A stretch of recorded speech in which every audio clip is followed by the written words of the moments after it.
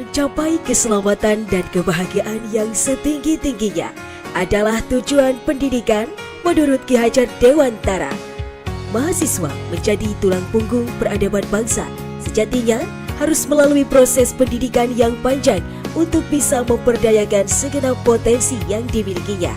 Tidak hanya cerdas secara intelektual, tetapi mahasiswa juga dituntut untuk memiliki karakter dan budi pekerti yang luhur, berlandaskan kepada nilai agama, Pancasila, dan budaya bangsa Indonesia. Untuk menjadikan manusia yang merdeka, perguruan tinggi sebagai kawat candra di muka memiliki tugas dan tanggung jawab besar dalam memfasilitasi mahasiswa, mengaktualisasikan potensi agar bisa memberi manfaat bagi kehidupan bangsa dan negara. Syahdan Universitas Siliwangi hadir untuk menjadi bagian dalam proses panjang mewujudkan cita-cita mulia ini. Universitas Siliwangi merupakan perguruan tinggi yang berada di Priangan Timur, Kota Tasikmalaya, Provinsi Jawa Barat, yang berdiri pada tanggal 20 Mei 1978 dan berubah status menjadi perguruan tinggi negeri pada tanggal 1 April 2014. Dalam meningkatkan mutu dan kualitas pendidikan di Universitas Siliwangi, pada tahun 2023 berdiri Lembaga Penjaminan Mutu dan Pengembangan Pembelajaran. Dalam menjalankan tugasnya, LPMPP memiliki beberapa pusat atau unit kerja yang dibentuk untuk memenuhi target capaian lembaga, yang salah satunya adalah Pusat Pengkajian dan Pengembangan Mata Kuliah Wajib Kurikulum atau MKWK dan Mata Kuliah Wajib Institusi atau MKWI.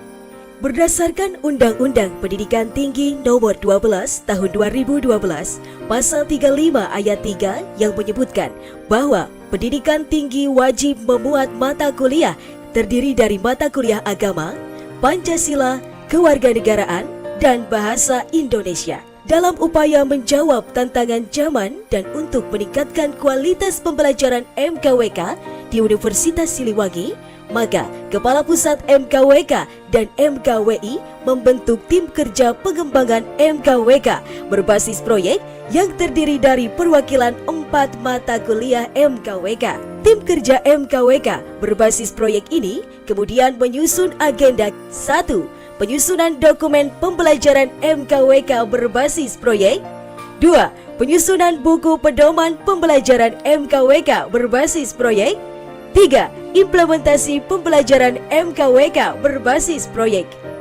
Dalam proses untuk mencapai hasil yang ditargetkan, tim melaksanakan beberapa kegiatan inti yang meliputi seminar, lokakarya, bimbingan teknis, dan sosialisasi buku pedoman pembelajaran MKWK berbasis proyek.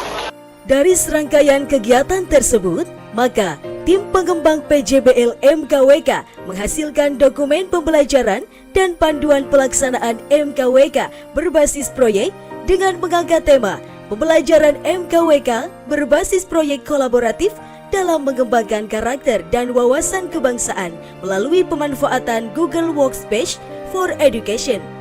Dalam tahap implementasi pembelajaran MKWK diselenggarakan ke dalam 2 tahap pembelajaran. Tahap pertama, pembelajaran konseptual terkait substansi materi perkuliahan. Tahap ini dilaksanakan pada pertemuan 1-8.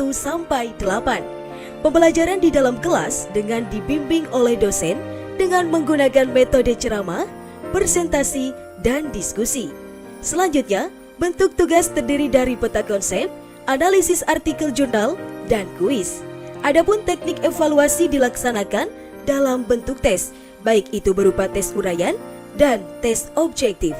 Tahap 2, pembelajaran MKWK berbasis proyek kolaboratif dengan memanfaatkan Google Workspace. Tahap ini dilaksanakan pada pertemuan 9-16. Pada pertemuan ke-9 sampai ke-16, MKWK menggunakan pembelajaran berbasis proyek secara kolaboratif antara 2 atau 3 mata kuliah tergantung mata kuliah yang diampu dalam kelas mahasiswa. Pembelajaran MKWK berbasis proyek dilaksanakan dalam 3 tahapan. Yang pertama persiapan, yang kedua pelaksanaan, Ketiga, evaluasi dan refleksi.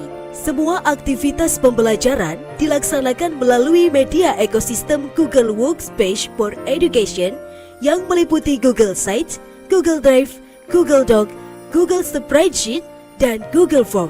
Dalam tahap persiapan pembelajaran berbasis proyek, mahasiswa melakukan beberapa langkah. Yang pertama, dosen menjelaskan tentang konsep PJBL dan memberikan beranda MKWK berbasis proyek dalam bentuk Google Site. Langkah ketiga, mahasiswa membentuk kelompok proyek yang terdiri dari 6 sampai 8 orang. Dan setiap kelompok memiliki folder tugas yang disediakan oleh tim PJBL di dalam Google Drive MKWK. Langkah ketiga, mahasiswa memilih tema proyek yang terdiri dari sosial dan politik, pendidikan dan kesehatan, budaya dan lingkungan, ekonomi dan teknologi, bela negara dan wawasan kebangsaan, dan terakhir moderasi beragama. Langkah keempat, kelompok proyek menyusun proposal proyek sesuai format yang telah disediakan dalam bentuk Google Workspace yang di dalamnya terdapat sebuah perencanaan dan desain proyek. Langkah kelima, setelah proposal disusun, mahasiswa bersama dosen melakukan diskusi terkait proposal dan melakukan penetapan program dan bentuk proyek. Adapun pada tahap pelaksanaan, mahasiswa diberi waktu 2 pekan untuk melaksanakan proyeknya sesuai dengan proposal yang telah disepakati. Objek proyek yang dilakukan mahasiswa beraneka ragam, di antaranya adalah program berbasis riset ilmiah sederhana dan berbasis proyek sosial. Dosen memonitoring pelaksanaan melalui lembar monitoring Google Doc yang ada pada folder tugas mahasiswa. Selama pelaksanaan MKWK berbasis proyek, mahasiswa akan merefleksikan hasil pembelajarannya melalui kemampuan berpikir kritis dalam mengidentifikasi permasalahan yang terjadi dan mendorong kreativitas dalam menciptakan alternatif solusi menyelesaikan permasalahan tersebut. Mahasiswa juga dituntut untuk senantiasa melaporkan kemajuan proyek pada format yang telah disediakan dalam Google Workspace sehingga format tersebut juga dapat diakses oleh dosen sebagai monitoring dan evaluasi proses kerja kelompok. Pada tahap evaluasi, kelompok proyek melakukan penyusunan laporan terkait proyek yang telah dilaksanakan. Penyusunan proyek dilakukan pada format yang telah disediakan. Selain laporan proyek, kelompok mahasiswa juga menyiapkan 2 bentuk luaran, yaitu luaran wajib dan luaran kelompok. Luaran wajib yang terdiri dari poster dan video dokumentasi kegiatan. Luaran kelompok salah satu dari 3 bentuk luaran, yaitu 1. Karya tulis, 2. Karya digital, 3. Karya artefak atau monumental. Selanjutnya, pada tahap evaluasi dan refleksi, kelompok proyek mempresentasikan laporannya dan menyajikan karyanya di depan kelas dengan disaksikan dan diberikan umpan balik oleh semua mahasiswa dan dosen.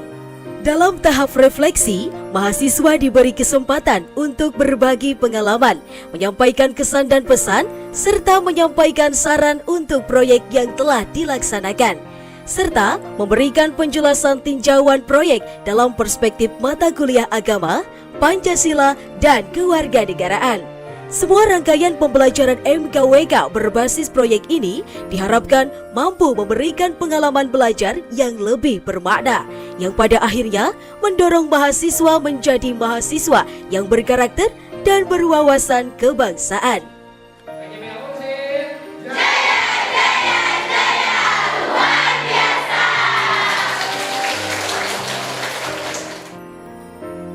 Semesta yang lengang menjadi anggana dari Tuhan atas keberlimpahan kasih sayang pada makhluknya dan atas dharma untuk hambanya. Kompleksitas tanggung jawab yang saling bertautan menuntut manusia untuk memiliki karakter dan budi pekerti yang luhur agar dapat menjalankan setiap perannya dengan baik. Dan ilmu adalah pedoman untuk menjalankan peran tersebut, serta dengan ilmu jualah kita mampu mengemban tanggung jawab mulia dari Tuhan semesta alam.